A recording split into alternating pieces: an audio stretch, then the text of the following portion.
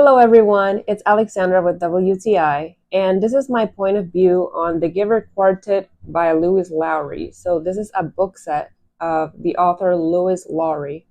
And The Giver is actually one of the very first books that I read when I was in school. It's one of my childhood stories. It is one of the stories that made me fall in love with reading, and it will forever have a special place in my heart. So as you can see, this book set has 4 books. It has The Giver, Gathering Blue, Messenger, and Sun. So all these books are connected. The first book is The Giver, and then the rest of the stories are connected among themselves. And this book set is really special for me because it allowed me to connect to that special spot of my life, which is my childhood. And it just brings back so many beautiful memories from when I first started getting into reading.